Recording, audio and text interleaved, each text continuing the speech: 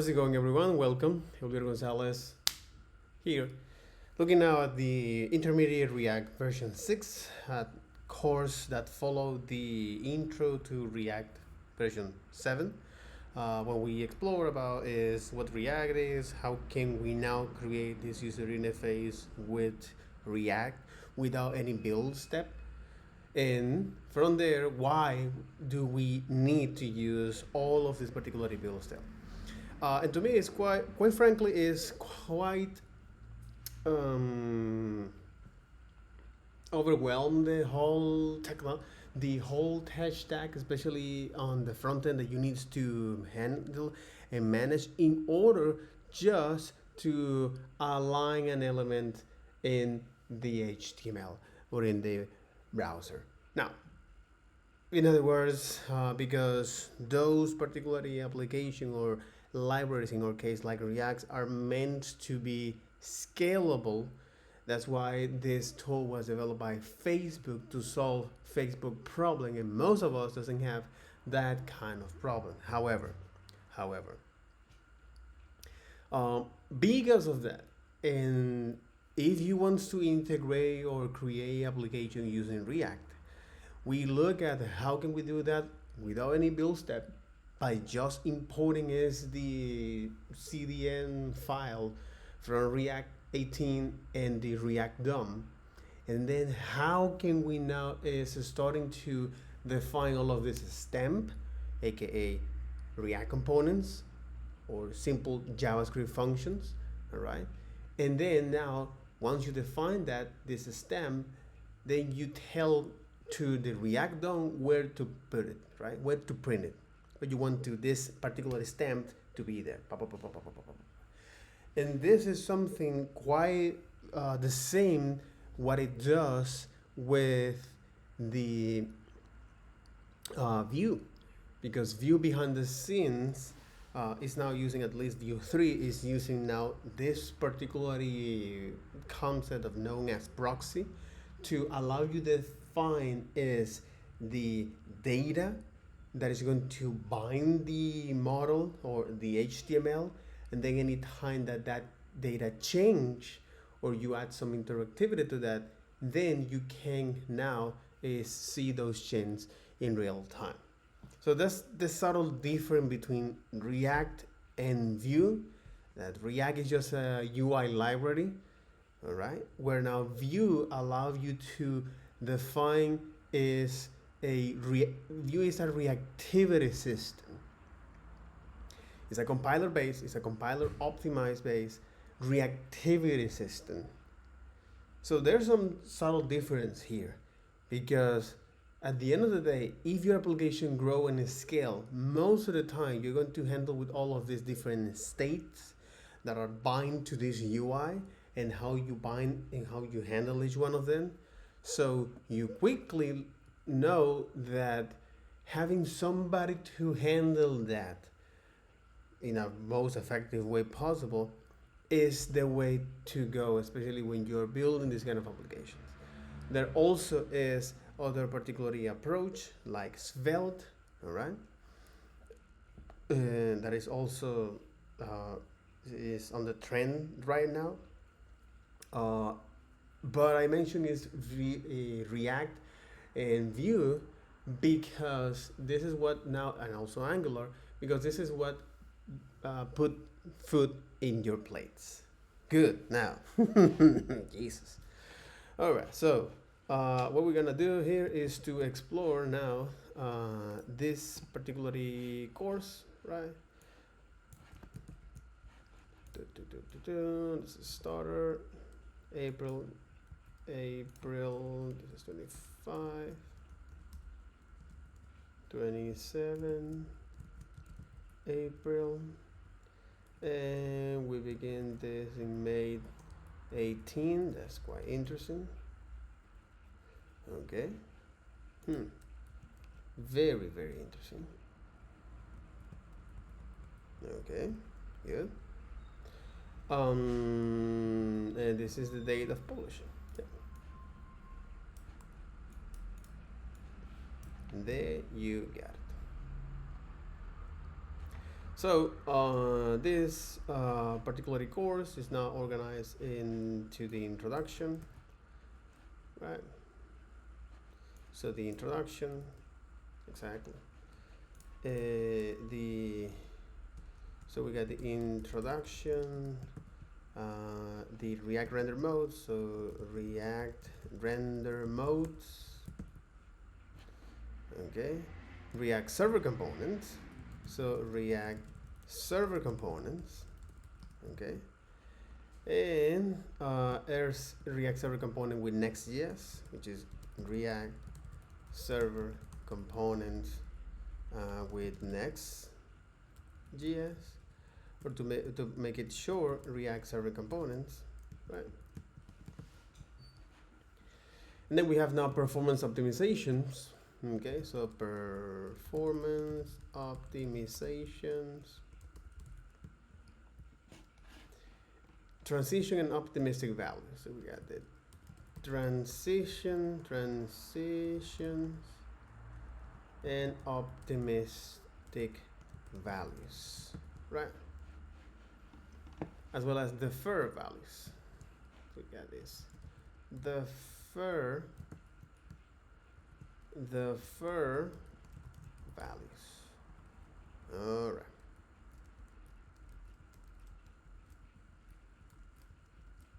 I think what's relevant for our case, it'll be this: performance optimization, transition, optimistic value, and defer value. We can start with this two, all right? And then move through the performance optimizations and so on and so forth. All right, let's get into this.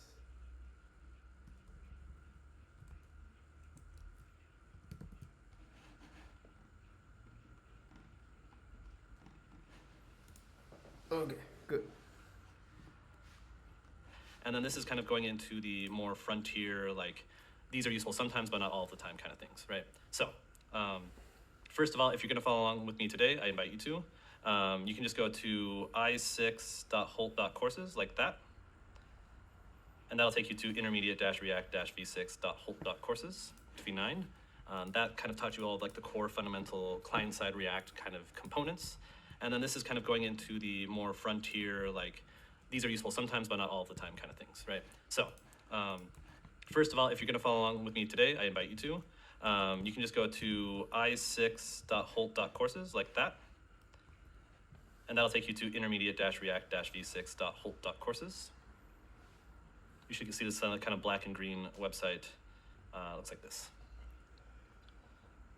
So just to kind of give you a little lay of the land of how this website works, if I click into one of these lessons, you'll see that it says RCs without a framework and intro to React server components. The first part is the name of the section, and the second part's the name of the lesson. So if you like pop into like the middle of a course, you can kind of see where I am.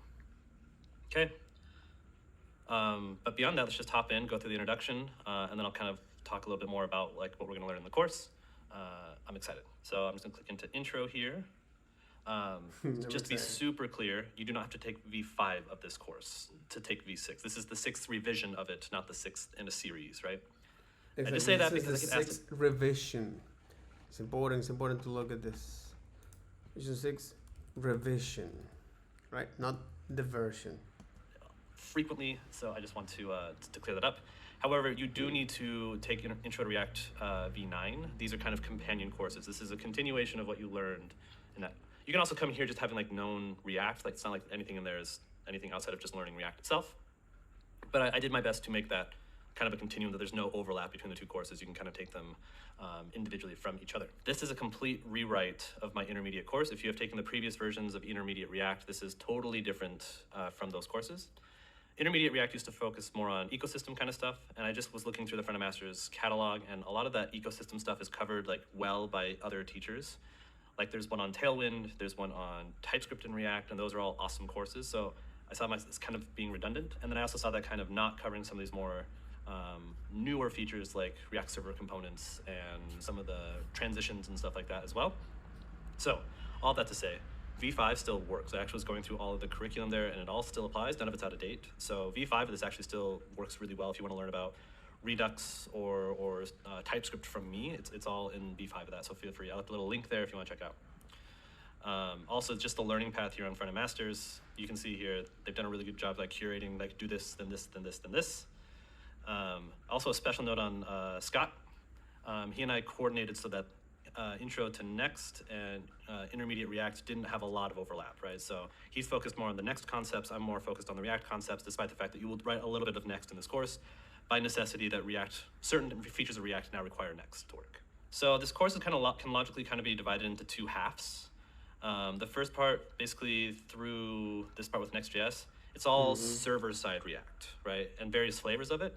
We'll go over through like the client-side React, static site generations, server-side rendering, which are like, let's call them like the not new. I'm not gonna call them old because like, I don't feel like they're old. I can't call them old without calling myself old, I'll put it that way. So I'm not gonna do that. These are the, I was gonna say legacy. No, I don't like that word either. So there's just the ways that have existed of writing React previously. Exactly. They are the fundamentals, you know, of different rendering modes. And then RSCs, which is React Server Components. So I can see myself as the fundamental of something, of certain part of life. New ways of doing it. We're I'm gonna not all, I'm a fundamental part of life.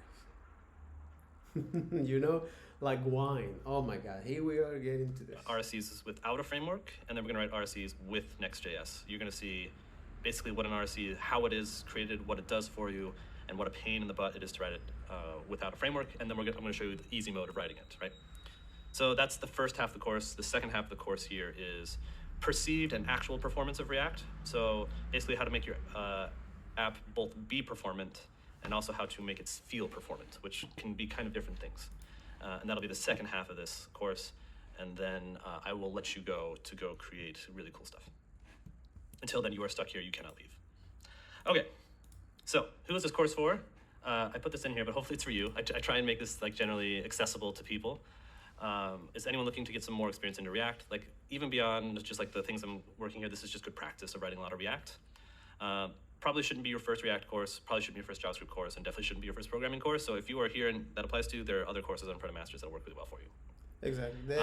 We are going to do some Node in here, course. and even like more Node than I previously put in my React courses, just by necessity that this is working with server components. I do try and focus on the React portion of it, not the Node portion of it. So you're probably okay here if like you're like this is your first exposure to Node, but that might be hard. Also, you should just take a Node course because that would be helpful. I've been writing React for a long time. It has now been over 10 years, which is wild to say out loud that I have been writing React. It's kind of been career defining for me.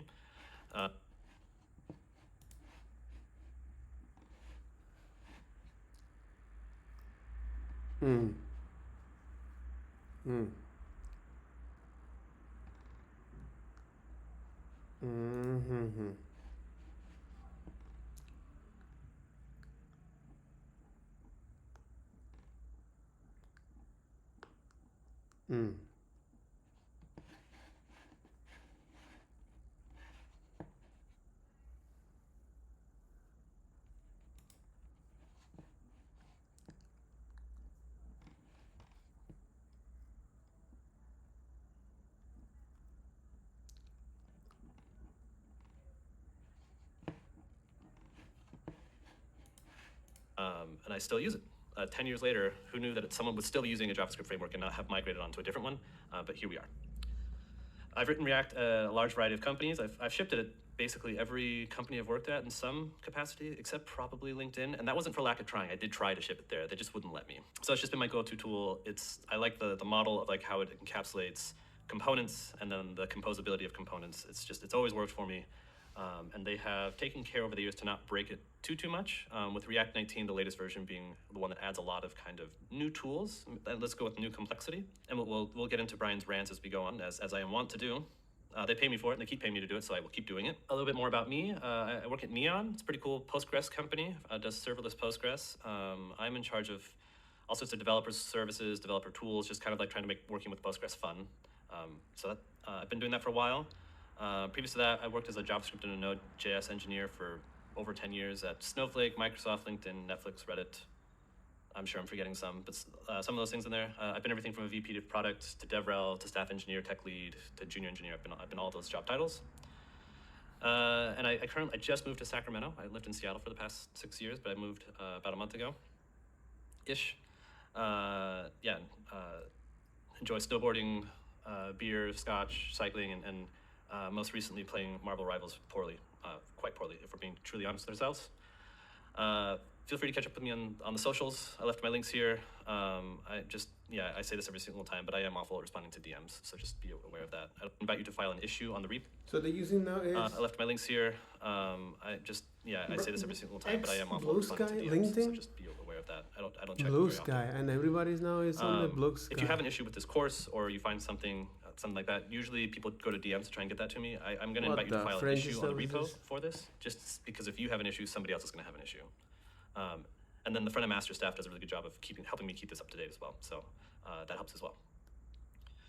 So how this works, the first portion of this, we're going to write everything from scratch, 100% just coded from zero. The second half of this course, it didn't sound like fun to reset up Vite continually. So I just kind of basically made you like little starter projects that basically have all the Node APIs that this isn't a Node course, and the Vite build process all set up for you. Again, if you want to know more about how to set up those processes, it's in the intro. So I have that up in here.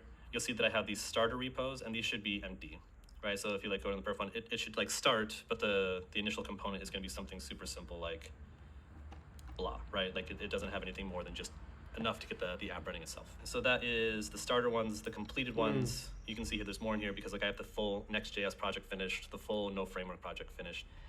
The entire point of this class is learning. So if you are struggling with something, or if you want to see how I did it versus you did it, by all means, that is why this is here. I am not your mother. This is not homework, right? We're just joining together to kind of learn this stuff. So please do the thing that helps you learn the most. If you need to like deprive yourself of looking at the completed thing, then do that. If you need to look at it to compare notes, please do that, right? That is the repo for the projects. I would say go ahead, at this point, go ahead and clone it locally. That's what I would invite you to do. You're gonna have to do it eventually. So yeah, there was a couple of things in here. So I have like a little SQLite database for some of the Node.js examples. That's here in notes.db. And then the globals.css I think is for the next project. And I think the style.css is for all of the performance projects. And I database for some of the Node.js examples. That's here in notes.db. And then the globals.css I think is for the next project. And I think the style.css is for all of the performance projects. Okay. So my setup, I get asked this every time, so I just put like a little note there. First of all, you will need Node installed for this class. I am using 22.14, which I think as of writing is the most current version, the most current LTS. In general, I just try and be on the latest LTS. That's just my MO, unless I have some reason to try and be on something later, like they have some feature that I want to try out or something like that. But being on the latest LTS is just good practice. This should work on anything after 20.15 or 16, something like that. So if you're older than that, at least the Node.env stuff probably won't work. But you could just do like .env if you really wanted to. But suffice to say, you should be on something later than 20.16.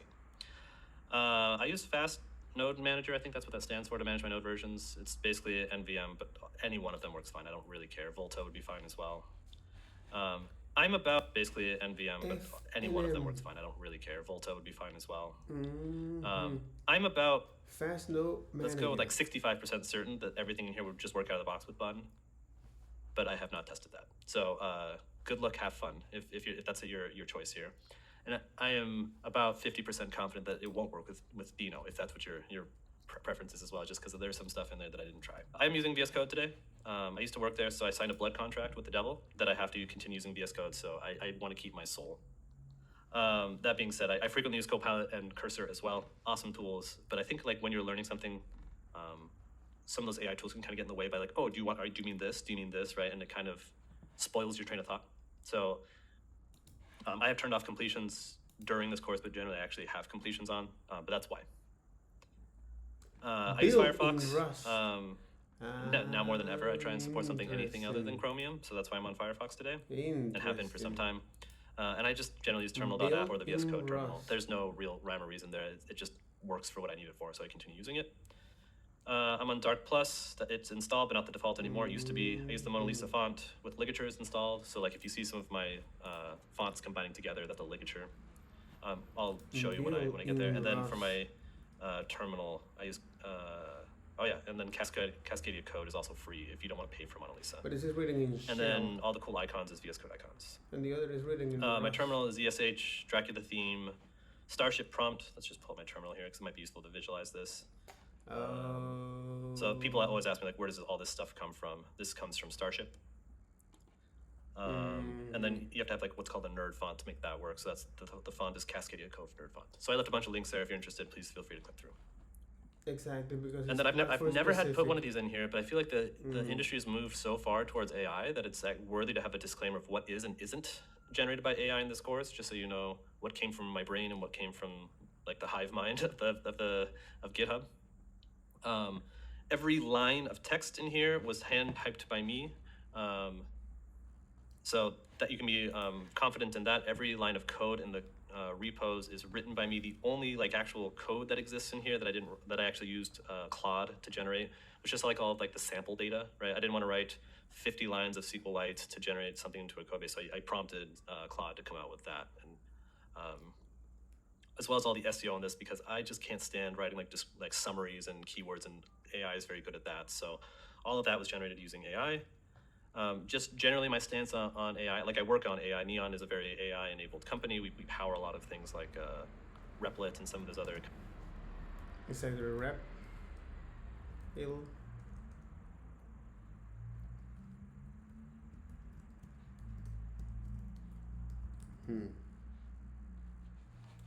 Real apps and sites with AI.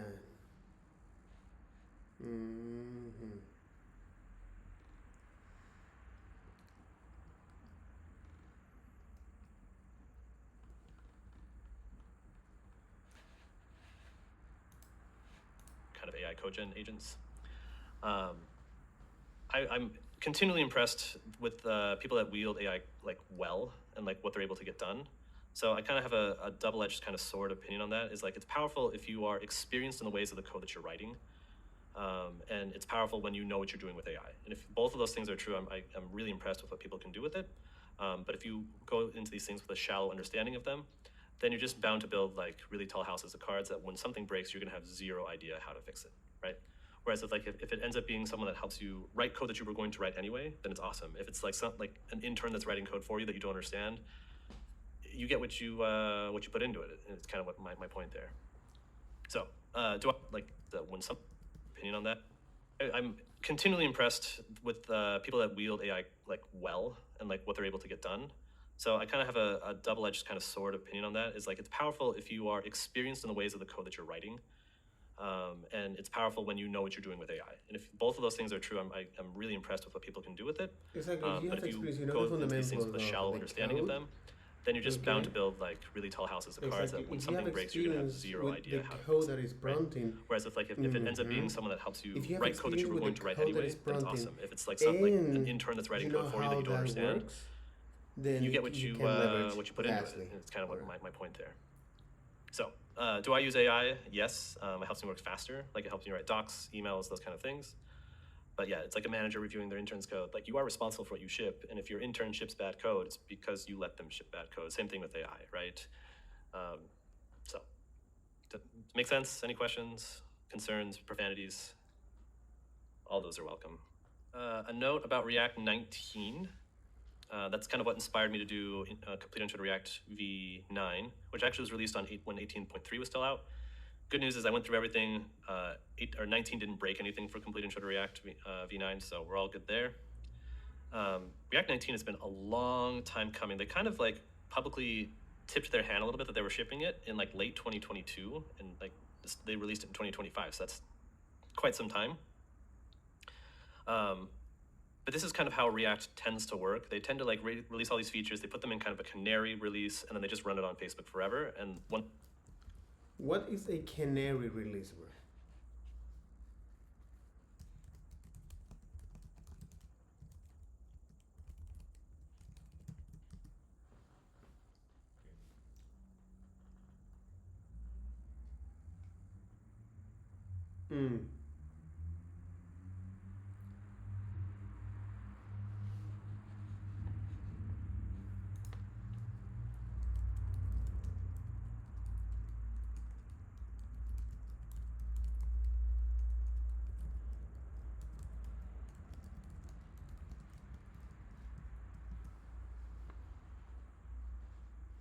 Exactly.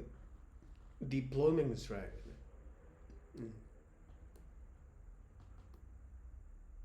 Mm.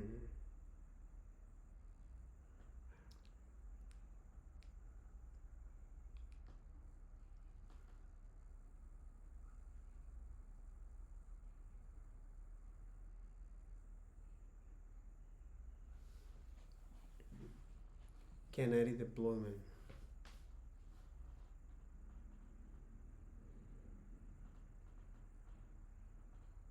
Early detection of issue before full release.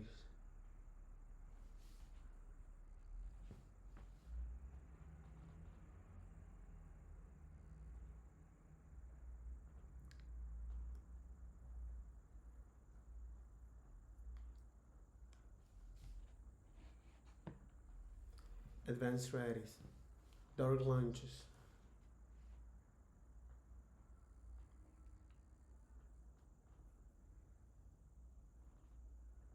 Mm. Red black deployment variation of blue green. Recreate strategy. Using a specific environment like AWS.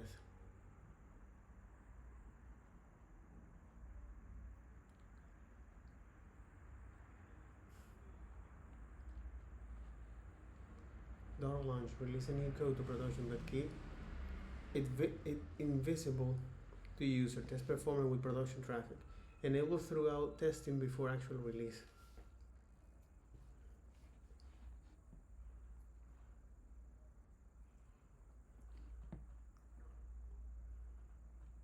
Canary deployment. It's like the basic deployment is ready. Canary deployment release a small subset of users first, gradually increase traffic to new versions and early detection of issue before. And then you have dark launches. But all of these are deployment strategies. Once they're confident there, then they release it to everybody. That's what they've been doing for a long time. 19 just took a really long time for them to get out. Just because there was a lot more, I guess, moving parts and a lot more opinions that they were kind of baking into this kind of relatively unopinionated framework. So all this to say is like React 19 shipped recently, depending on how when you're watching this course, but recently for as of writing for this, but it was actually like piloted for like 2 years before that, which is to say like it's pretty stable. So if you're, even though it's really new, the stuff that you're working on has been pretty well battle tested at Facebook's and React or at Netflix and those kind of places for a long time. Primarily, we're going to concern ourselves with React server components. That's like the thing that, like the big thing that 19 came out with, but I'll try and talk about, all the interesting things that are recent with React. So yeah, the complete intro course did cover some of like the minor features of version 19. It talks about React compiler, which I don't talk about in here. So all those things I covered at the end of complete intro v9. So if you want more on that, please just pop back over there and check it out. The deployment strategies, man. We're going to get into the various render modes of React. We're kind of going to like ramp up into React server components. I'm going to argue kind of 4 different modalities of writing React. And I call them render modes. That's just a term that I threw out there. It's not like an official React term here. And the other thing that can be kind of confusing about this is you can kind of mix and match these so that they're not really all mutually exclusive to each other. So don't think of it as like 4 different verticals. It's just 4 different techniques that sometimes can mix and sometimes can't. The first one that we're not going to do together, because it's literally the entire point of the complete intro to React v9, is client-side React. You did it. Hopefully by the time you got here, that this is not the first time you've written React. So far, that's client-side React, right? You ship an entire JavaScript bundle down to a web page. It gets run by V8 or SpiderMonkey or JavaScript core. There it is, or something like that. JavaScript bundle down to a web page. It gets run by V8 or SpiderMonkey or JavaScript core. There it is, or something like that. And it renders the app out to the page, right? It's kind of like the traditional SPA, the single page application kind of approach. Exactly. I'm terming that client-side React. Again, I don't think that's an official term. Maybe just the obvious term for it. Your server does nothing for you. All it does is just it ships some index.html file with a JavaScript bundle and everything. All the magic happens client-side. So this is the way that we've written React for a very, very long time, 10 plus years, and we will continue writing React like this for a very, very long time. The point that I want you to take away with it is everything that I'm about to show you on the server side stuff is all optional, it's all opt-in, and you should have a reason for adopting these techniques. You shouldn't just say like, oh, server components, they're out now, I guess I have to write server components. But again, server components should be answering a problem that you have. And same with, everything I'm about to show you, like server-side rendering. There should be a reason that you're doing it. You should measure it, and you should make sure that it's actually solving the problem that you want it to solve. Said differently, it's not just a slam dunk win every single time, right? It's a slam dunk. It's not a slam dunk. Slam dunk. Urban Dictionary. Slam dunk. The high percentage of shot in a basketball, performed by stunning the ball down through the rim, and generally done with some force. Can be done in a number of creative ways. Sometimes shorten it to just dunk. Sure thing, even money is in the bag, or what they say. Slam dunk. Slam dunk. What they say. Oh, right. A sure thing, even money in the bag. A slam dunk. How do you say that in Spanish, bro? Slam dunk in Spanish.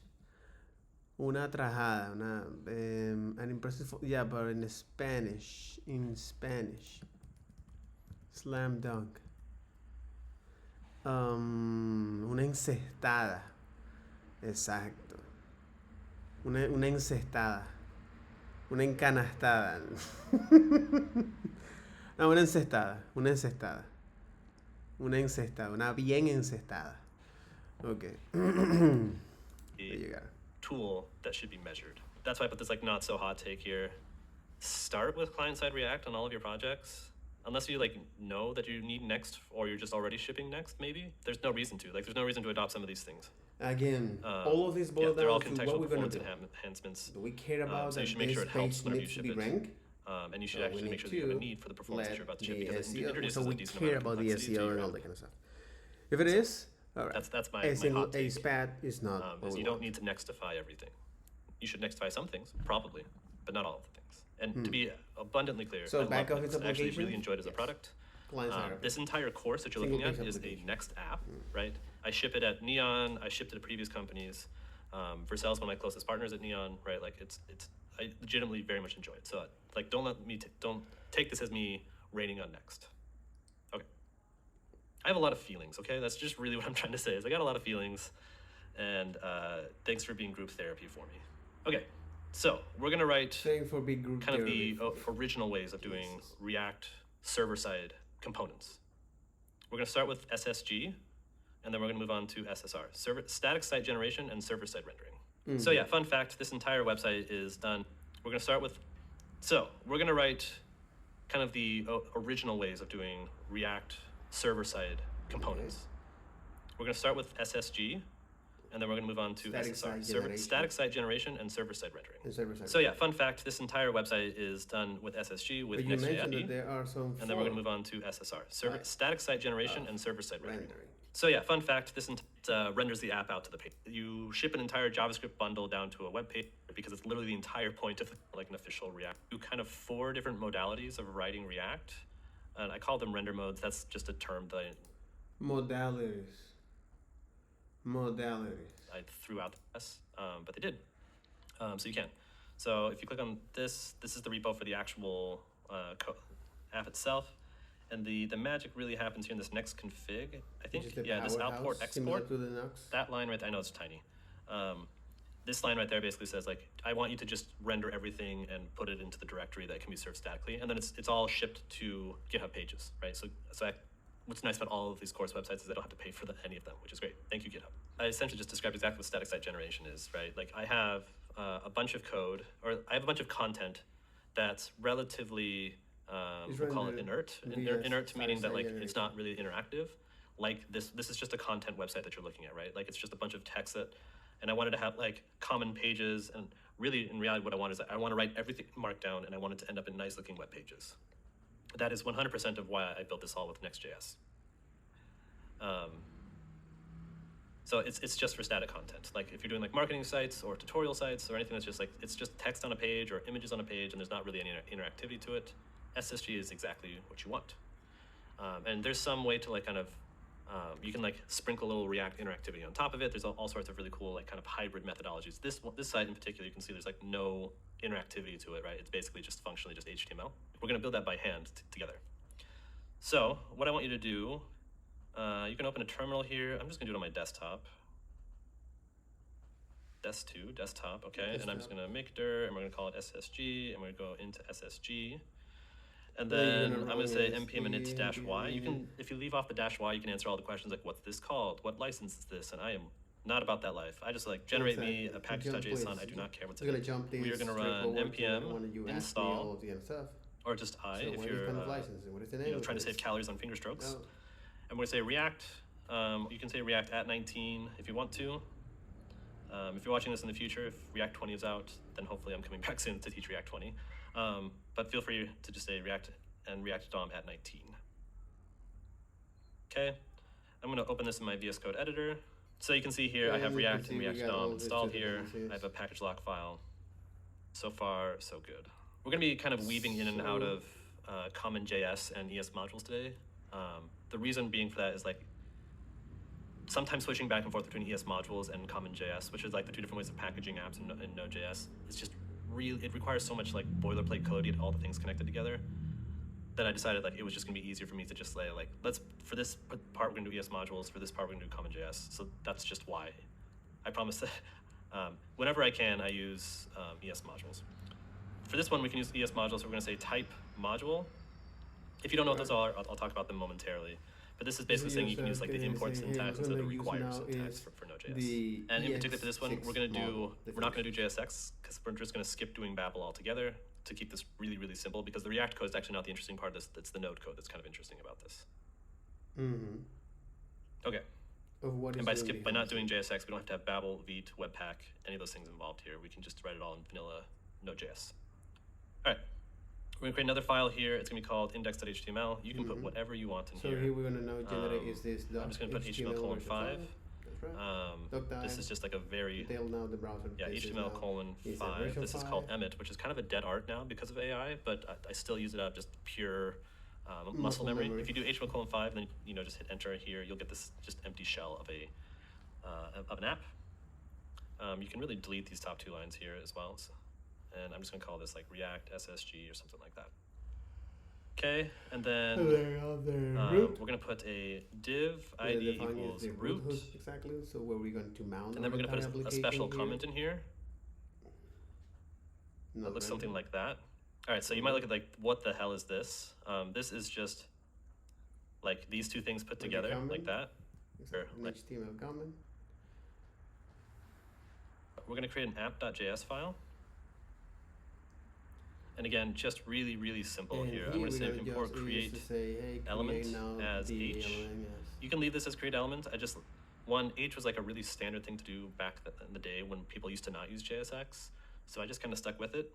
But it's just to make it like really easy to create React components. Okay. It's an alias called function app. The entry point of our application. And we're going to return H. And render is that. So this is normally when we write JSX. We're just going to do it with vanilla JavaScript for a minute. Right. Div null, and then we'll put another component in here. It's going to be an H1. It has nothing there, and we're going to say hello front-end masters, and another H P null. Without any options and there. This is and you pass now the counting of this. Right. Okay. And then export default. You can export default this component. You see, there you go. So again, if you took Complete Intro to React, like the first part of this course is like writing React without JSX. This is essentially what we did here. Exactly what we do here. Yep. Later, if you want to come back and like re-implement this using Babel and Vite and all that kind of stuff, by all means, go ahead.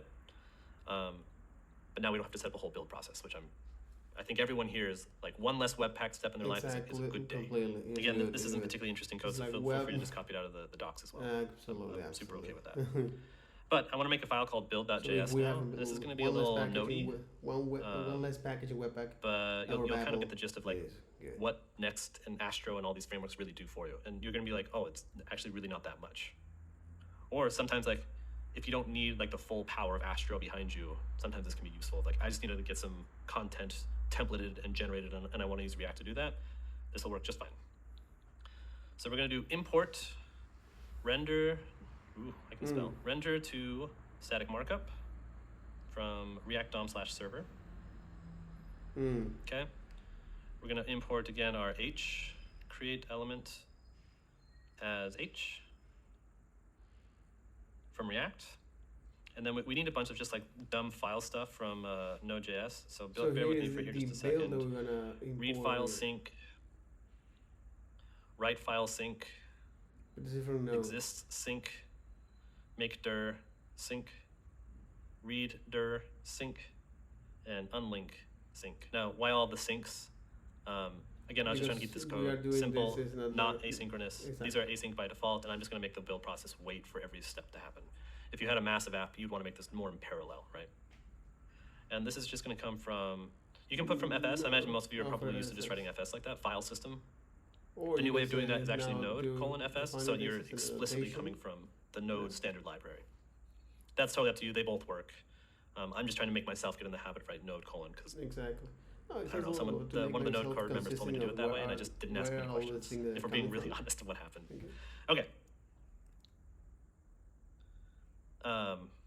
We're going to import file URL to path from node:/URL, like that. We're going to import, why do I have path in there twice? I don't know, but we're going to follow the notes, and dir name from node:/path. And then we're finally going to import our app from app.app.js or something like that. Sometimes so what we're going to do here is to create now a basic extensions. Static One of the things, site like if you've worked much in Node.js, so you frequently refer to dir name like this, like double underscore, because it allows you to refer to where the app is currently running. It's basically like the present working directory of where you are, right? If you're familiar with Linux kind of terminology. I'm just going to say that I find this incredibly annoying that they didn't anticipate that this was going to be also a practice with ES modules. So you have to like redefine what dir name is in ES modules, and I can never remember how to do it. So if you want to know about, like, one of the things I use AI for all the time is define dir name for ES modules or something like that. And that is the import metadata. And I'll just have it generate this little snippet of code for me. It generates the same thing for me every single time. Yeah, it looks exactly like this. So it generates file name, which is you can also use as well. So what it's doing is just saying, hey, I want to now is look at what is the metadata of this import, in other words, this model, all right? Take the URL, and then with this particular model, you say, hey, find URL to path. Okay, so given this particular URL, give me now the path of this. All right, so you have now the file name. And then when you pass that to the dir name, you're gonna have, I think that's literally my notes there as well. It looks just like this, but this is like one of the things I use AI for all the time. It's like, I know this code out there exists. I don't remember exactly how to do it off the top of my head. I know you have to use file URL to path, and then this will actually give you what in common JS will always be defined, but for ES modules you have to redefine it every single time. Okay, and then we need to make a dist path. Exactly. In common JS they already exist, but in ES model you have to redefine dist path equals path dot join dir name dist. So this is actually like where we wanted to like export the finished files to, right? Here or generate that. Okay. No?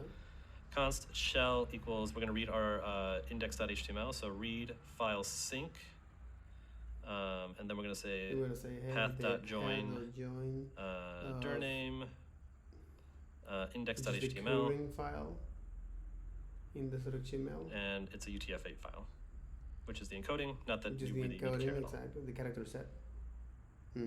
The encoding, and this part is important because this is the encoding that we are going to use, especially if you're gonna send data from client to server, or fetch data from the server. You need to indicate is the so this is what it's doing behind the scenes with the encoding.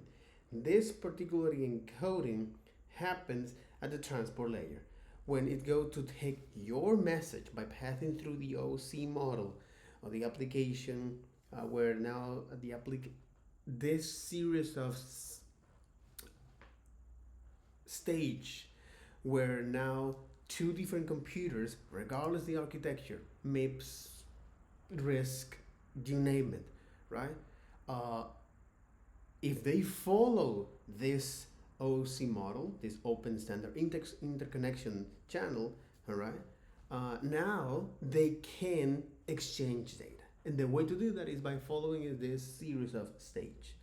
So you have now 7 levels from the application, which now from the application it communicate to the network services, right? And at the presentation layer, this is when now decide. So what is the type of this message? What is the format? What is the usable format of this message? And also, this is where the encryption happens. Then you have another season where it say, hey, at this layer, what will be the port that are going to enable and the season that I need to maintain, the bookkeeping here. Then you have now the transport layer where you're going to take your message and it's going to split that into chunks of data. For example, using is HTTPS, right? We're gonna take all of your chunks.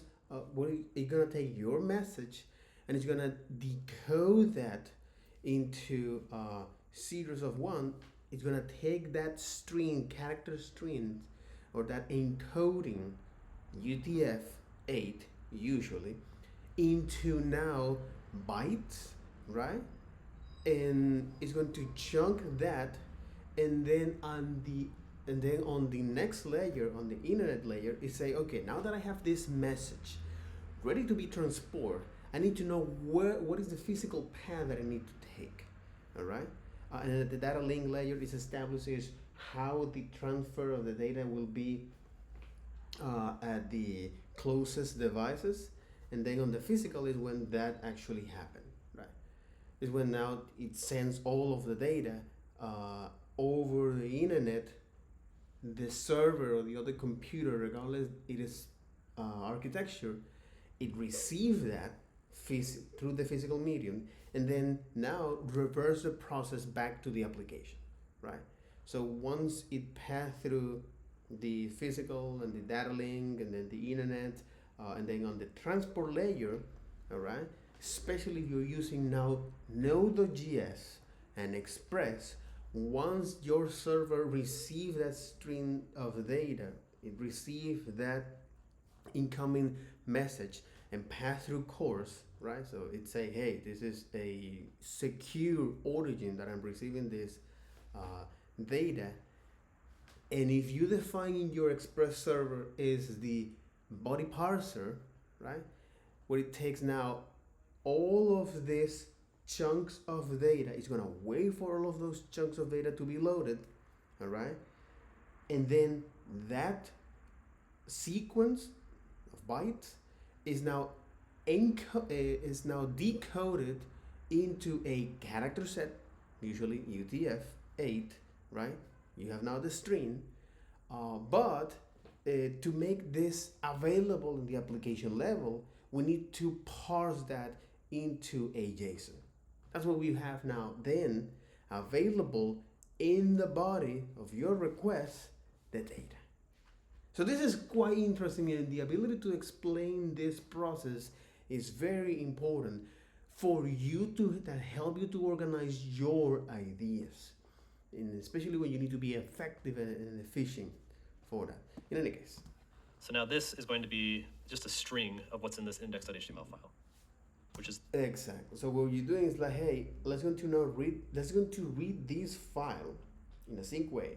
In other words, it's a blocking operation, and then transform that, all right, and give me that as a string. It's the shell of our app, so to speak. Okay. Const app is going to be render to static markup, and then we have to give it an H, because we actually have to we have to instantiate our app, and so app like that. So now this is a string, right? Because render to static markup will give you back a string of whatever this rendered. But this is from React. So now I have my shell, right? Which is the index.html file, and I have whatever is an app rendered out to like a final string. At this point, you can probably guess what's going to happen, right? So we're going to say const HTML equals shell dot replace And we're gonna do that same string. Oops. Mm-hmm. So now that I have this string There we go. here, Root. And we're gonna replace it with app. And now, okay, so I want to replace that with app. So whatever so on this particular string, right, that I include, this, or that there we go. I Root. replace that, Give it an H, because we actually have to a string. is that the render to static markup, okay? Right, because render static markup will give you back a string of whatever Okay, it give you back in the string this to rendered with. whatever we are rendering here. Okay, so give me now the, okay, so give me now is interesting. So first give me now the index.html, and then give me now is the string app, all right? So now I have my shell, And now that I have right? the shell, which is the index.html file, and I have file, whatever is an and app whatever's rendered on out the app that to I'm rendering, like okay, a final string. the final At this string. point, you can probably guess Then what's I going to want happen, to right? now So we're going to merge say that or const replace HTML that equals here shell in our dot HTML, replace, which is the final form. Replace that. So and we're going to find do that this same here, string. right, Oops. and replace that I can type. There we go. Root, with and we're going to replace it with app. the app. And now Right. So now this is a string, all right? this will And be a then string now of our I completed can app. send that. And then the bottom part here is just making sure, like, if the directory exists, create it. If it's full of stuff, delete the stuff in there. And then at the end, you just write all of your files out, and you were done. So we're going to say if exists sync dist path. Then you have to now to detect if Make that dir path exists. sync And then if that dist exists, path. you have to then you have to detect Okay, if else. that file exists, the folder Const exists. files If it's not, equals you have to read create dir it. sync If it exists, then you want us to now dist is path, and then we're just going to go and delete everything, which is called unlinking. So you're going to say for const file of read files. the file sync. And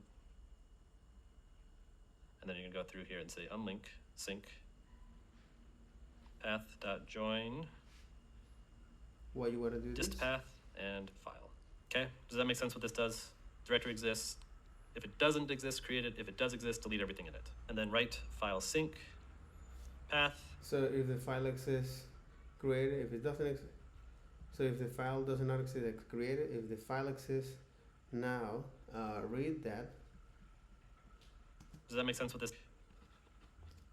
Path dot join Unlink sync. dist path. It's and like what file. to delete it? Okay, does that make sense what this does? Directory exists. If it doesn't exist, create it. If it does exist, delete everything in it. Oh, makes sense. Makes sense. If it does exist, delete everything. And then inside. write file sync And then now I want path to write the dot file. join dist path index.html, index.html. and you're gonna write out your HTML. But here, you want to now pass is the HTML. Here, right? So this is the file that you want to read with this content. Exactly. So I want you to write this for me, similar like you are telling somebody, hey, please write this for me. So write file sync here in these locations with this content.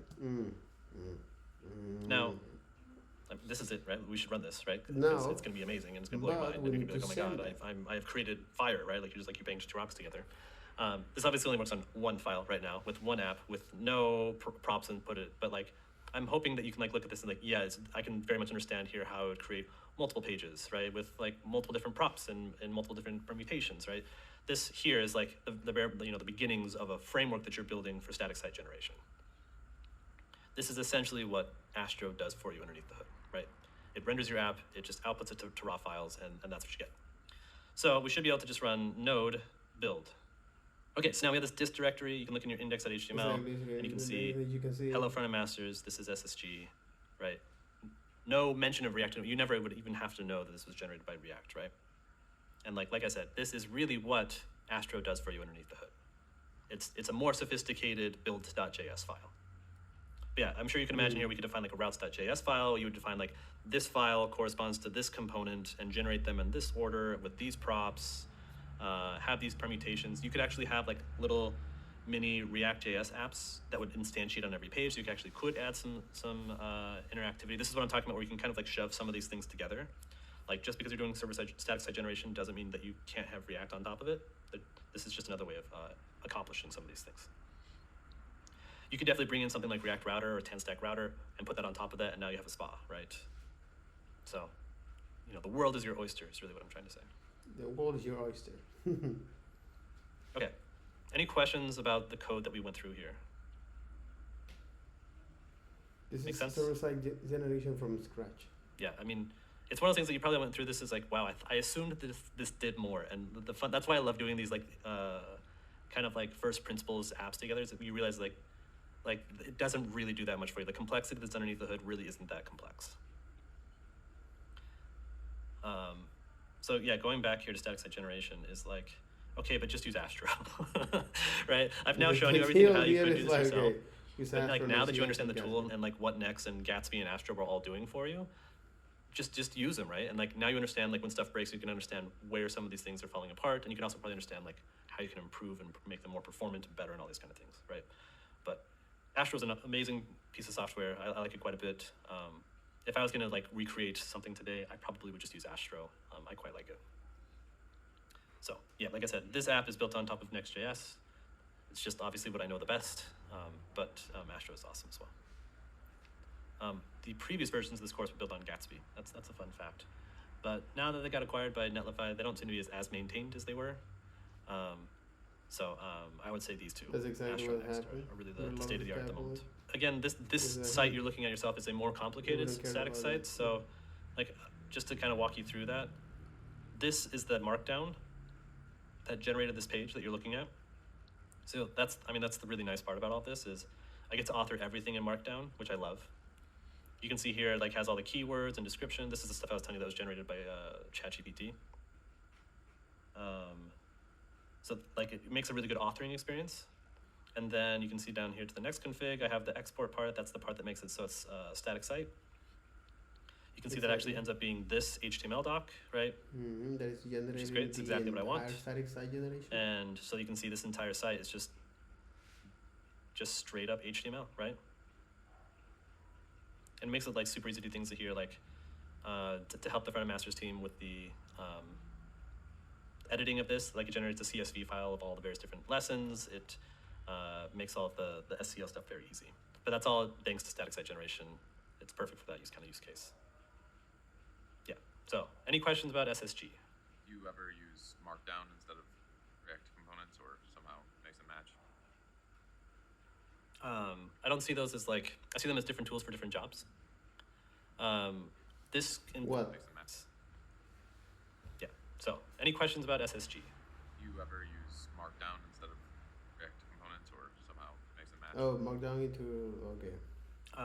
I don't see those as like, I see them as different tools for different jobs. Different tools for different jobs. If I was going to write this course in React, it would be very painful for no reason, right? I don't understand why you would just directly author JSX for like static sites, unless you were building some large layer of interactivity on top of it. But even then I would use, I forgot what it's called, but there's some Markdown flavor that allows you to embed React components in it. I'm sure someone here knows what it is. I would use something like that, right? I wouldn't actually still author it directly in Markdown. So Markdown's great for just like, I got, H1s, H2s, paragraphs, block quotes, all that kind of stuff.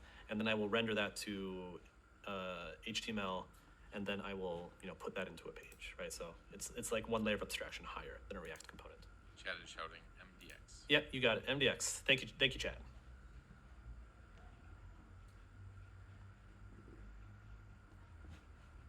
Let's talk about server-side rendering. This is kind of like, you wouldn't probably do both these at the same time. I don't know, honestly, I could fathom ways you could do these together, but it's way outside the scope of this class. Maybe it's not. So I can see you statically generating like the shell of your app, like a larger React app, like generating the HTML tag, the body tag, the head tag with static site generation, and then only server-side rendering the actual interior app.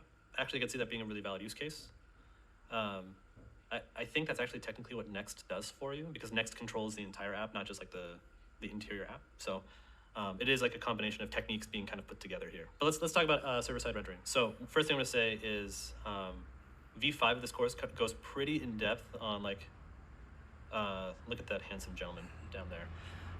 in terms of just like covering how to take an entire React app and move it to Exactly. server-side rendering. Exactly. So if that kind of like brownfield migration is interesting to you, I got questions of why you find brownfield migrations interesting, but this would be helpful for those kind of activities, right? But this one's going to focus on like be a much more shallow focus of like here's how you would set up server-side rendering just for like a new app that you're doing generally kind of speaking. And again, we're going to try and keep this as just minimal as possible so we can focus on just the server-side rendering portion of that. And if you want to get again more into the weeds of like that, check out V5. Nothing has changed. It's totally 100% valid. Yeah, we spent a bunch of time on it last time because that used to be like the state of the art Because when you it have came to now define is a server. the server component. Okay, because React. instead of static site So, generation, which what it does is to I have take the this, content of your image in my file tab. and then Lovely, beautiful create. diagram. Yeah, okay. With this static site generation, what it does is to, hey, let me take now is the application where the output file I'm gonna generate this, and then I'm going to take the index.html, identify where I need to inject your application, your static site application, or your application, right? Which is a string, and then I'm going to now generate that, okay, output using, of course, the string provided by React, and then output that, right? Static site generation. But the other is now the server side generation. You need to set up a server, and then on top of that is you need to set up a server. And then on top of that, a web server framework to make our life much more easy. And then when you listen to this particular route, you want is to now is take that string. Is now based on this particular route, I want to now is read this component, insert that what it needs to be, then take that component, transform into a string, and then inject that on the HTML portion that it needs to be done, that it needs to be rendered. Okay, so then I want to generate that stream, or I already have that stream with the component, with the React components, and then I want to now send back to the client.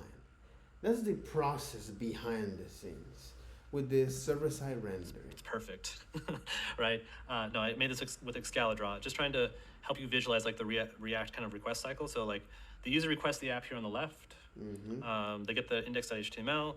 The server receives a request. It then just sends back the entire React bundle and the entire HTML shell. It does nothing, right?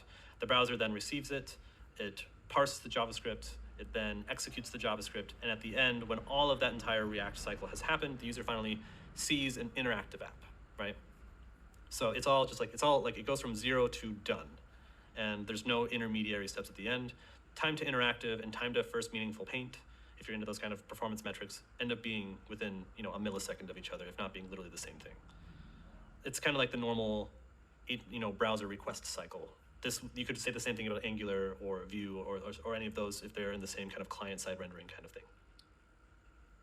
What if we could make it a little bit better in terms of perceived performance, that the user sees something before it's interactive? Well, just think about it for just a second. Let's actually just pull up the diagram, so that's probably helpful. Open image in a new tab. So what if we could separate these two motions here, where when the user sees the app and when the app is actually useful? It tends to be better perceived performance. If actually technically time to interactive will be a bit slower, almost without exception that will be true. But that's good because the user will see the app. It takes like 100, 200 milliseconds for the human brain to just like process that. I'm quoting someone that I read online, so I'm not a psychologist, don't trust my metrics, but that's what I remember reading, that it takes a human, about that long to decide what they want to do. And by the time that they actually go to click on something, the app will probably have bootstrapped and then be interactive by that point. So the user is going to perceive that the app has gone faster. Does that make sense? So it's faster perceived performance, even if though the actual performance is unchanged, even if a little bit worse. So the key here is this little step here where you like pre-render the page before you send it. So you're actually sending them complete markup of the first render of the page, and then you're sending the React bundle with it as well, so that the user sees inert, normal HTML that the browser is parsed and then displays, and then later the React app panics and takes over, right, and then makes everything interactive. That is the entire premise of what server-side rendering is for React. It's like, how can we show them something sooner? This is on server-side so they start thinking about their decisions sooner. This is on server-side This has rendering. kind of a variety Because of they previously impacts. explained Like, that it imagine that was I'm on a from iPhone, what is it, 16 Pro? Is that the latest one? iPhone 19 Pro, right? And I'm like just like standing next to the Wi-Fi access point to the point that I'm like getting sick from all the radiation, right? This probably doesn't really help me that much because my device is so fast and my internet connection is so fast, right? If anything, it's actually probably slowing me down because now my server requests are taking longer. My device could have received it and rendered it faster. Now, perceive that you're camping outside of Yellowstone, where notoriously has kind of crappy reception, and you're on some old Android crappy device, right? This could actually be a massive difference, right? In terms of just like perceived performance, that you can actually start seeing things and be like, oh, okay, what do I want to do about this? Or I can see all the information, right? And it's going to take my device forever to render, and it's going to like the internet connection can be quite flaky or finicky or something like that. So I hope you're seeing that like the persona and what your app does is extremely important contextually about why this could or could not be useful. Like if you're making Uber for helicopters in San Francisco, this is probably not that helpful because they probably all have nice devices, right? And they're probably all in San Francisco where there's pretty decent Wi-Fi throughout the city. Actually, surprisingly, in parts of the city, terrible reception, but that's not had anything to do with this course. That's just me complaining.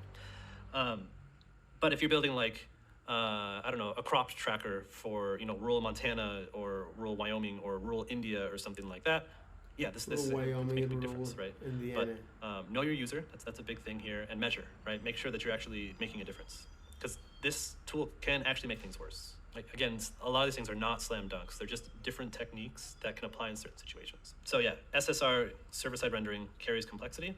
So a good example is if everything's browser-based, you can just assume that the browser APIs always exist. So for example, if you want to fire off like a Google Analytic event on like when a component does something, if you're not server-side rendering, you can go willy-nilly and do it anywhere that you want to. It doesn't really matter. If you're doing server-side rendering, that can't be in the hot path of what runs on the server because the browser APIs don't exist on the server and you will crash, right? So that complexity ends up being important. We talked about that, and please measure. Like I harp on this quite a bit, specifically because at Netflix we did this and we found in places this didn't actually help. It actually made things worse in places, and that's at Netflix scale, right? So that's like the entire gamut. We took it out in places. How do you recommend measuring? Just like eyeball it. No, I'm kidding. Google Analytics will give you a really good portrait of like, this is when your first paint was. Actually, the Chrome DevTools are really good for this. The Firefox ones are improving as well. Where you can see like time to first paint, time to first meaningful paint, time to interactive. Those are kind of the three metrics that you want to like really just first meaningful paint and time to interactive. Lighthouse will give you these metrics as well. And I'm sure there's other tools that will, but like any sort of front-end focused performance analytics should give you pretty good metrics on that. You need to instrument the server as well to catch both sides of that, or? Probably, yeah, like the time to like respond. I mean, depending on how heavy your component is and what kind of server you're running all that kind of stuff. Like if you're running your home server on Raspberry Pi, one, good for you, but it's gonna meaningfully suffer even on small components. But if you're running like an extra large on AWS, you're probably not gonna see too much of a difference. But yeah, to get the full picture, you would have to do that. And some, like for example, we're going to do Fastify. I think there's a Fastify library to actually include your server-side metrics in your like Chrome DevTools, so you can actually see the entire lifecycle, including all like your database query and all that kind of stuff. So instrumenting your node server would help as well. Let's write some SSR by hand, because that seems to be the thing that I like to do. Mutual torture, essentially. I'm just kidding. I actually really do enjoy writing this stuff. Okay, so we're gonna make a new directory here, SSR. Okay, and I'm gonna open this in code. We're gonna do another npm init-y. We're gonna npm install Fastify. I don't really care what node server you're gonna use. You could just do node HTTP as well. We'll do that again later. I generally default to Fastify. It's just the one that I know the best, but they're all, you could do this with Express, you could do this with Koa. All those are totally fine. React-DOM, and Vite. We're gonna need all of those. Point of caution for those people watching this later, just be careful of versions. So let's just take a look at this. We need them completed. If you're watching this There we go. later, Okay. just because of the In version. SSR, in package.json, sometimes these drift by the time that like you watch these and when I create them.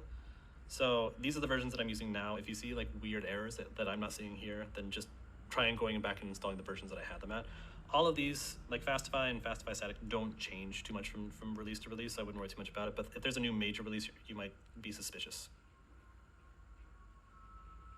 In fact, a really easy thing to do would just be grab this, paste this as your package.json and say npm install. In fact, maybe that's what just what I'll do right now. Package.json, blah, save that, and then just say npm install. Install that. And that'll guarantee you that you get the right versions. There you go. Easy peasy. I was going to have you put in here as well, build and start. So vite build, right? That's actually going to build your project. Probably don't, do we need that? I don't actually remember. But start, that's the part that I really care about, is node, and it'll run server.js. Yep. And then we also did put in here as well type module. So if you didn't put that in there, make sure you have that in there. Let's make that a bit bigger. Okay. Let's go make a index.html. This is going to look eerily similar to what you've written before. Mm-hmm. And we're going to say this is like React SSR example. And I'm going to have an ID root here, and I'm just going to put the same to identify There the we go. particular stream. And one thing I'm going to replace say before we get too much further into this, server-side rendering and then client-side hydration, which we're about to do in just a second, is extremely sensitive to white space. So just be suspicious of that in your head here. If you see anything about hydration errors, it's probably white space. it. So in other words, don't have this, or you're going to have a bad time. Can you explain why that is, or like why is it sensitive to white space? So what's going to happen is you're going to put your app in here, and you're going to ship like a complete markup, and then it's going to have a hash on it that on the server side they're going to say, this is, I hash it to this, and then it's going to happen on the client side, and the client's going to say, I hash it to this, and if they don't match, it says, I give up, I'm going to render it myself. Right? Does that make sense? So you just lose the benefit of the SSR content? Is that... Yeah, you get all the downside and none of the upside. Okay, so we talked about hydration errors. We'll get there because I guarantee you somebody's going to see it. We're going to do just vanilla no JSX React again. Again, this would be actually pretty easy to do with Vite. You could just do the --SSR. It actually has a feature built into it for server-side rendering apps. We're just going to keep things as simple as possible here because the client-side reactor is not the interesting part of this. So we're going to do app.js here, and we're going to say import create element as h, and then we're also going to put a use state in here. I want to show you that like this actually does translate to like a interactive client-side app. And then we're going to do a function app. This is going to look really similar. We're just going to add an additional button that does count because it's React and we love counting things. So const count set count equals use state 0 or 1 or whatever you want to put there, and then we're going to say return h. Return h now with div. the div. Null null without property. h. And then I want H1, to render is null this counter. hello from the masters. Hello from the master. H Followed by another render here, create element. p null. Where I want to This now is SSR, This is SSR. and then one more. For good measure, we're going to put a button. We're gonna pass now the data. Hopefully this is making you grateful for JSX, because it gets a bit tedious to write, doesn't it? On click, on click. set count Set count. of count plus Count 1, plus, and then we'll put count. Notice these are backticks, so I'm doing a template string, count, and then down exactly. here This is export because I want to default render this. app. I will save it this time. Hmm. Only once. I act like it's the first time I've done that. It's probably the first time I've done it today, if we're being really honest. So, a div, inside of it there's an h1, there's a paragraph, and there's a button, and the button allows you to change the text on the button. Truly miraculous work here. You know, changing lives. That's what I like to tell myself. I'm up here changing lives. Okay.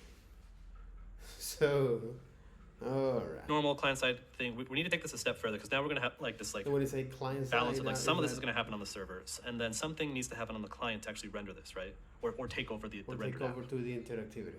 Here. So in other words, we have to have this app, and everything that's a child of app needs to be able to happen both in client and on server. But we need something that's actually going to instantiate it on the client side. That's not going to run on the server. So we're going to create this like client.js file. It's going to be really short. We need this piece Import of the hydrate server root. and This is the really similar client to the what is it, to create actually root. wait to That's provide now interactivity but hydrate to that. basically assumes that whatever's coming in is going to be server-side rendered, right? So it's like, here is existing markup, make sure it's good markup, and then take over the app. That's what hydrate root does. Versus create root basically says like, here's a component, it's, Because blow away hydration anything is that's on the what it does interior is of here, to and then render my add stuff into it. interactivity once the page has been reloaded, Import, and then React take control at the create client side. element The as question is h, that how does it work? and import app from /app. Okay, hydrate root, documents.getElement by ID, root, and Can you imagine this? right there. Well, they're gonna take that particular element app. and going to provide now the That's it. client side. If you remember from complete intro to React, this looks really similar to like what we would normally write there as well. The other nice thing to do here is like, let's say you do have Google Analytics or you have other stuff that needs to run in the browser. This is safe. This is a safe area that you can do anything that needs to happen on the browser because this will only execute on the browser. None of this will happen on the server side. Mm-hmm. Actually, one other question on that. Is this considered a security boundary where you can like trust that nothing's going to execute, or could this be circumvented if someone is trying to get data to execute out like in the server side of the build? I guess say more. Like what? Who are we worried about here? I would just say like if you have code upstream, can you reasonably assume that like there are no areas where this would execute on the server side of the build, or is this? This could never execute on the server side of build. Is that what you're asking me? Exactly. Yeah, exactly. Because we won't import this. On the server, we're going to import app, and we're not going to import client. So both client and app will import app separately. Okay, gotcha. Yeah, so this client will never get imported into your server. Yeah. But you still wrote clients. So like if there's a security problem with client, it's because you wrote it. Yeah. Okay. Mm-hmm. So do you trust yourself? I don't trust myself. Okay, so we're going to create a new file here. It's going to be server.js. And this is going to look pretty similar to before, except it's going to be a bit simpler because we're going to have Fastify to help us out now. So import Fastify from Fastify. Import Fastify static from Fastify/static. Exactly. Import read file sync from Node.fs. If you want to copy and paste all of these imports, I don't really have a problem with that. I'm just going to keep writing them because I'm a glutton for punishment. Import file to URL path. Import path, dir name. From path? From node path. We're going to have to do the same song and dance with the dir name that we did before. You are free to, again, copy and paste that from your previous one. That's literally what I do when I go from project to project. It's like I look at my previous projects, like, all right, how did I do this again? And then I just copy and paste it. This is kind of a fun one. Render to string. Notice that we did static markup before, right? And now we're going to do render to string. Why? That seems like they should be the same thing, right? Like, why are they different? Static markup, like you saw in the previous one, there is static markup is no additional React information added to the string. Whereas render to string is actually going to still have like all of the React metadata that it needs to like hydrate and all the proper hooks and all that kind of stuff that it needs to like take over on the client side. Static markup. So you use render to string when you intend on hydrating. Use render static markup when you don't intend on hydrating. And you might ask, what happens if I use render to string and then just don't hydrate it? It still works. It's just bigger than it needs to be. So that's the difference. We can also do render to pipeable string. This would work, and then you stream the markup. So like React will give like partial chunks to the client to be able to render. We're about to do that with React Server components. So I wanted to show you both, but that would work here as well. Okay, import create element from React as h, and then import app from ./app.js. Okay, again, you can In copy and here, paste this from we're our gonna previous do is project. You that can ask ChatGPT instead for of it. running You a can type it command out for me, called with me build, as well, but it's just we're gonna now const run a server file name that by the time that equals it read the file to root, URL path or by import the time that it detect is dot a meta dot route URL, in our server, then we're gonna and do the then same. const dir name equals dir name file name. And now const. Now this underscore dir name will be correctly of where we are executing our project from. I believe that they're going to fix this for future versions of Node, because maybe I've complained enough, but certainly people have complained enough that like we just expect this to be defined and it's useful everywhere, right? They're trying to get away from like globals, right? Which is, I respect the concept, but in practice it's just annoying. Okay, const shell, this should look familiar to you. Read file sync, path.join, dir name, dist. So we're actually going to grab the built version instead of this generic version here. Why? Well, because the built Because the build version will have the correct script tag URLs in them. I'll show you here in a little bit, but that's why. And this is UTF-8. Const app equals fastify, or you can put express, anything here, and then we're going to say app.register. and then app.register. Fastify static, we need it to serve our index.html. We need it also to serve our like script file that we're about to generate.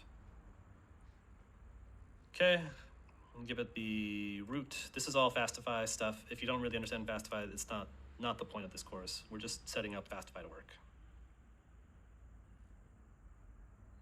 And prefix, this is like where it's going to get the files from.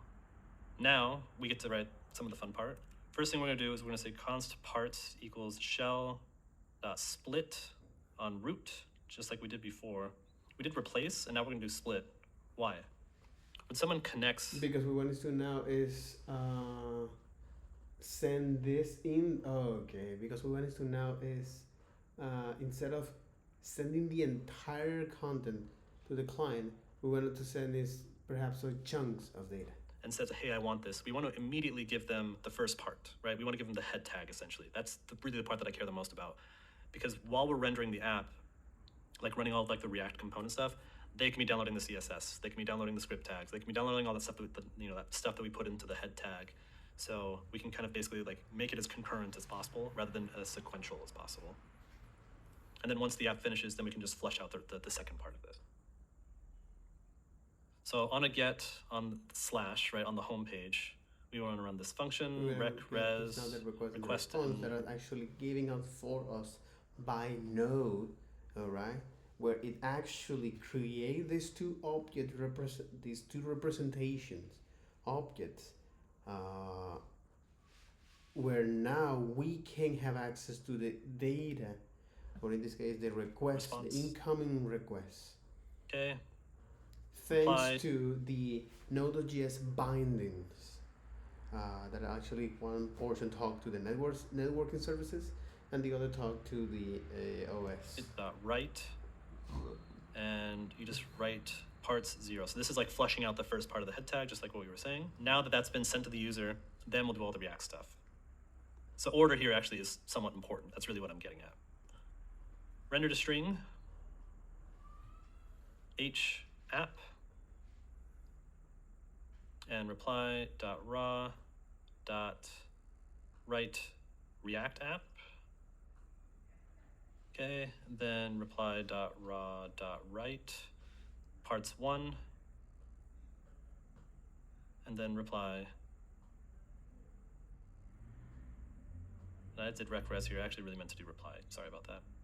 Exactly. It's not res, what is a response? reply. That's just too many years of broken of writing Express.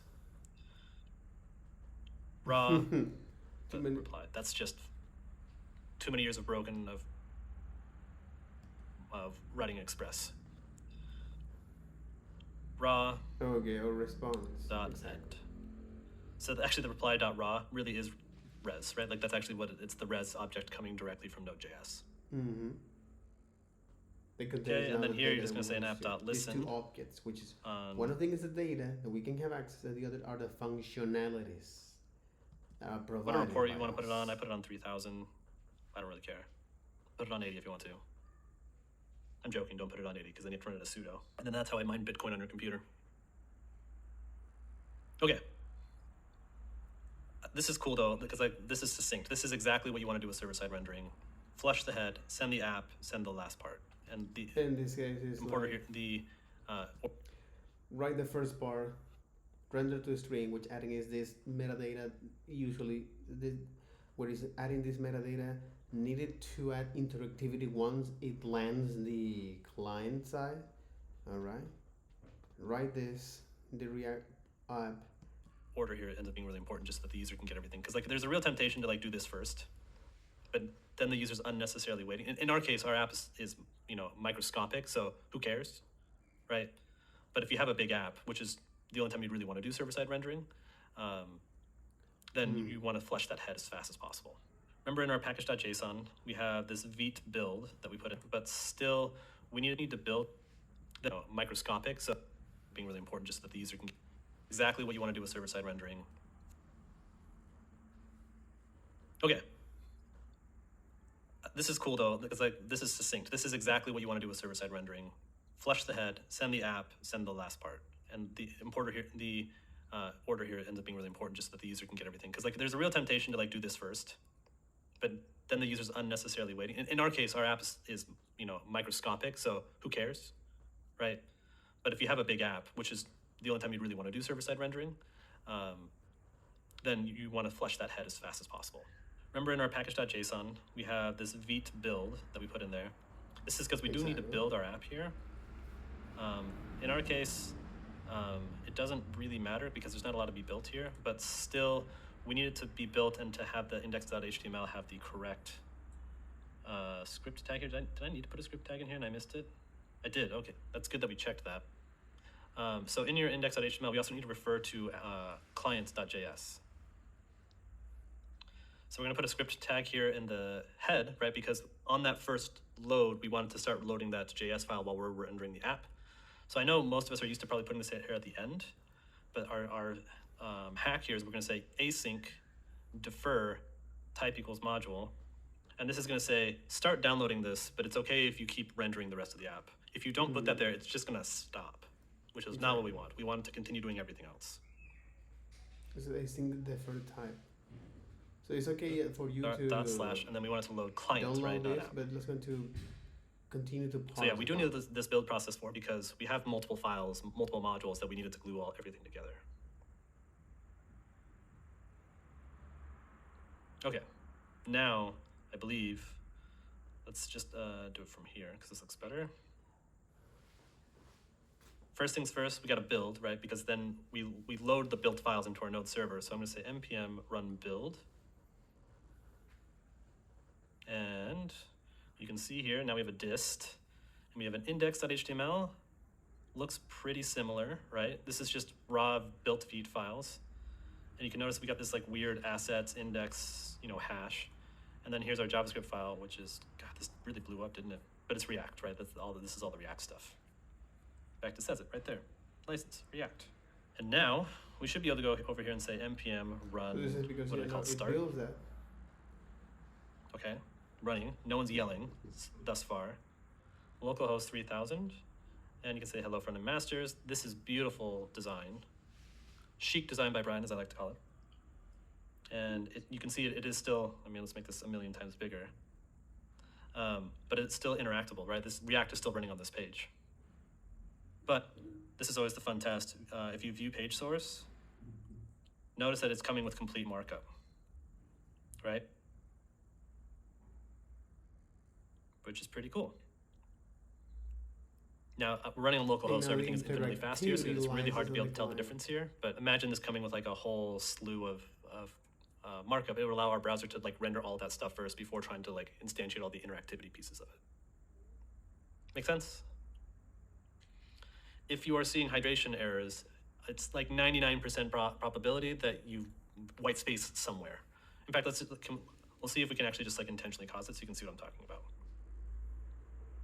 The reason I'm harping on this is because I spent like myself a good hour being like, what is going on? It's the same markup, right? It's very frustrating. So I think if I do this, and I save that, and I got to rebuild. Beat run build, npm run start, and then I refresh my page here. Everything's still going to work, right? React is still working, but I think it's going to say, yeah, and then this is the hard part as well, that we're in the minified React error 418, because it's the production build, right? It's not the dev build. Yeah, hydration failed. Because it's very sensitive. And does it say? Of that. No. It's funny that they don't even mention that it could be white space, because that's actually what it is for our particular thing. So that's what this is. It's because, I wonder if I can even show you. Will it work? Maybe. View page source again. Don't do that. Yeah. So this is why it's doing it right there. It's because it doesn't expect this white space. It expects everything to be all in one line. Subtle bug, right? Most of the time you're not writing this directly. Most of the time your framework's doing this for you. So that's why they don't really take too much care about it. Do you run into issues with like auto formatters, like Prettier or anything like that, where it'll just like create white space on its own? It certainly would be possible. You just make sure that your Prettier is not running on your dist, right? Oh, okay. Yeah. I suppose in this one, if like we had like a really long line here, that it would make a difference. Yeah, right. Like imagine this was long enough that it would, and we would just have to say Prettier ignore this HTML file. It's, I mean, valid though, right? Cool. Yeah, great questions. Yeah, other questions. How would you inject a different number for starting the counter? Like the counter starts at 5 or something like that. Yeah.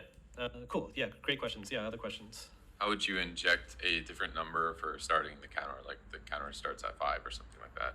Yeah. You would just come in here to client. On the client. Sorry, app. And Rather. the app. You put 5 here. You can do this.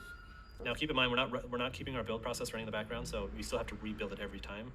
So npm run build, So you need to npm generate run now start. the static asset here. My service And is still then running. on over the here. server, Then you have to it's restart your gonna server take as well, because again, nothing is in death mode, right? But you can see here, count 5. Count So if 5. we look over here, now it's starting at 5.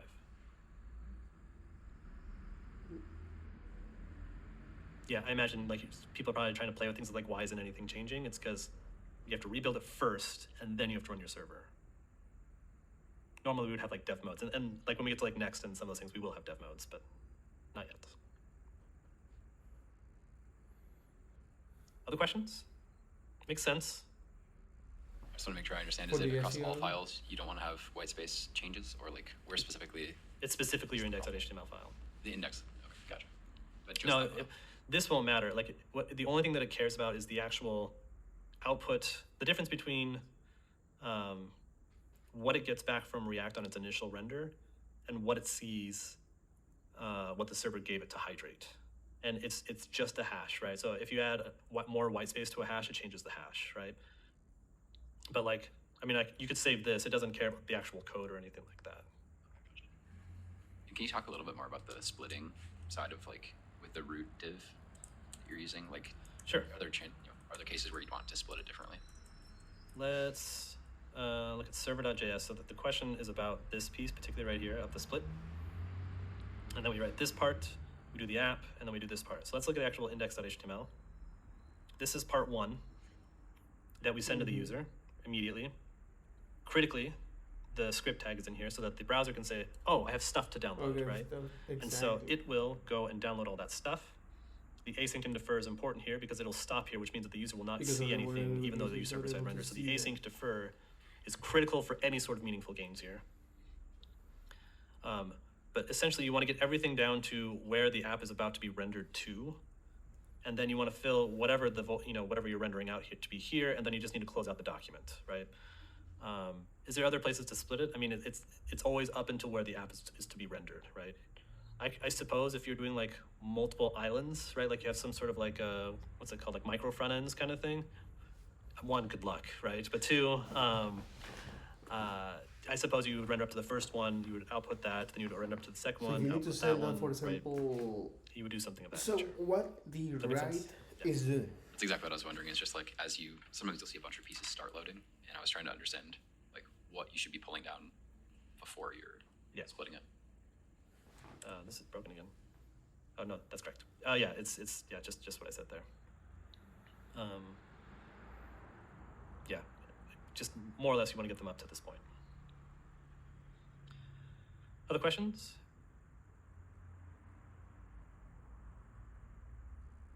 Yeah, as a note here, this is just going back to my notes. Here. We did render to string, which is just like a one-shot, hey, React, give me your entire rendering, and then when you're done, return it to me. That's what render to string does. So it says like, wait until you're totally done. You can do render to pipeable stream, which React, with its new reconciler, I call it new. How old is it? It's like 7 years old. It's new to me. Never mind. But yeah, so with the reconciler, it can output like chunks of like, hey, I did the first part first, I did the second, like I'll finish the nav first, and then I'll finish the block first, and like it'll give you pieces, and you can like output those to the user directly so that they're getting markup as it renders. So generally speaking, you would want to do render to pipeable stream. In our app, render to string and render to pipeable stream, render to string and render to pipeable stream are going to be equivalent, that this is only going to come out in one chunk, right? So doing it with render to pipeable stream is a non-gain, and all it does is make the code more complex. But I'm going to argue probably that if that's the case, then you shouldn't be doing server-side rendering at all, right? Because you need some level of complexity for this to be any sort of meaningful. And that's what happened because it takes time so to do that. We have gotten through static site generation, server-side rendering, and now we are fully into this like unknown new territory, which is React server components.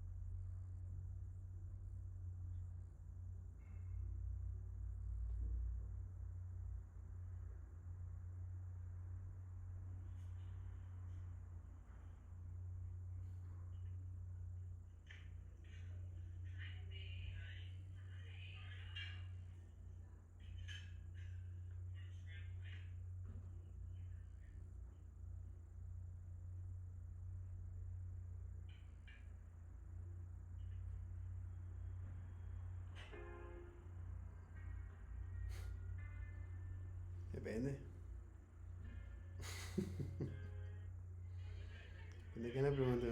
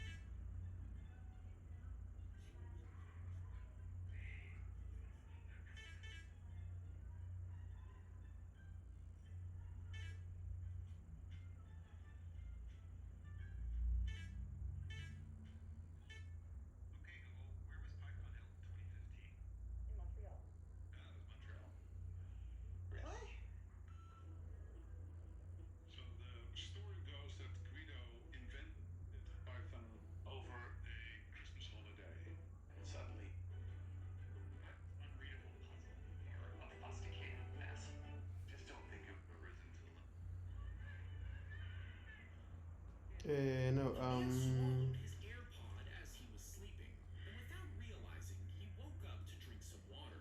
But he couldn't swallow and had to lean over the sink to let the water drain from his mouth.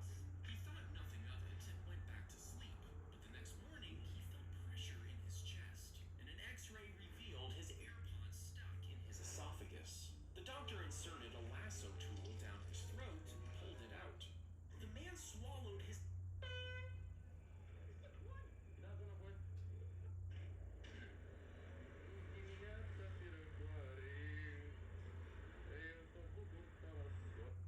Okay.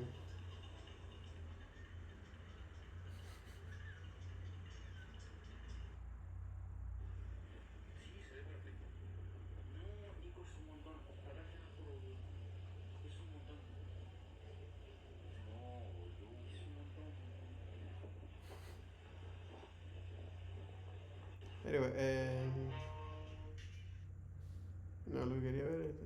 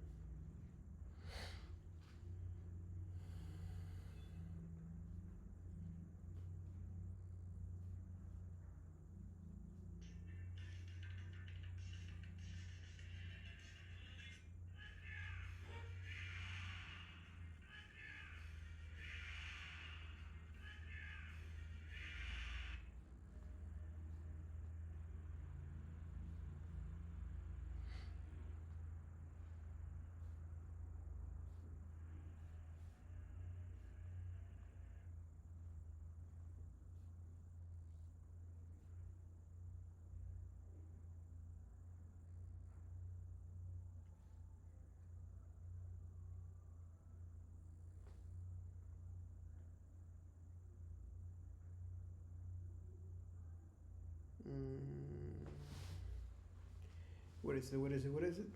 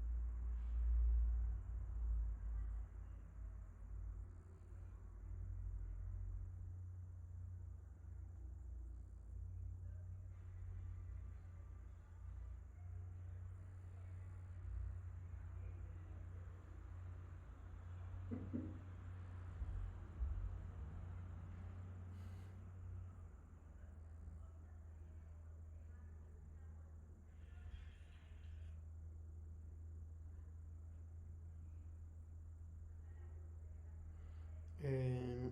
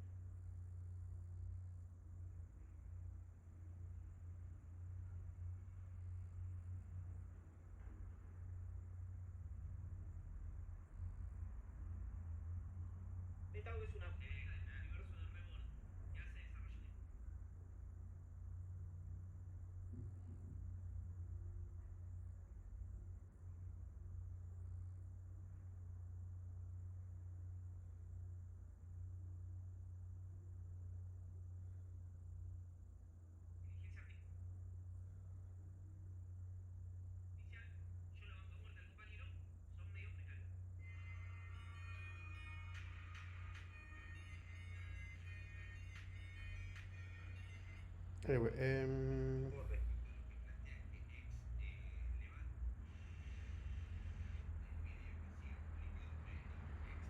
bueno, just I want to take a look at this because I find that out this quite important here.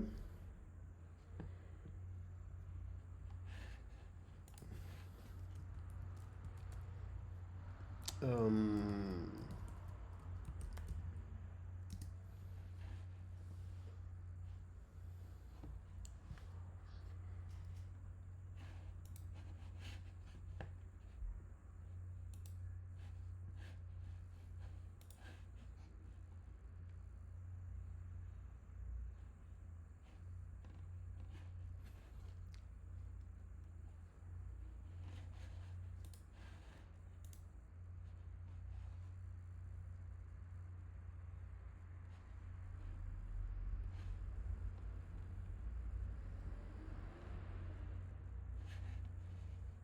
I should subscribe to this.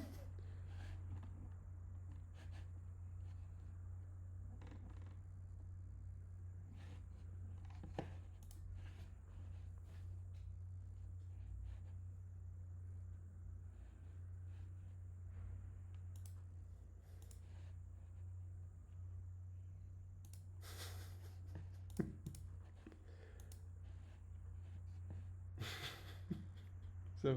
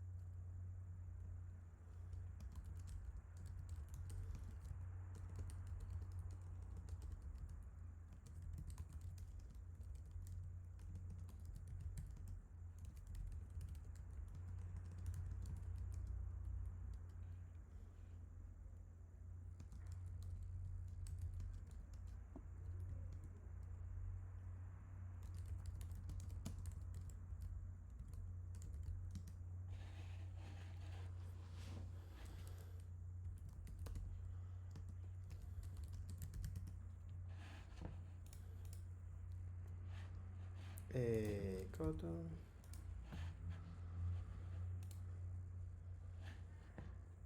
Okay.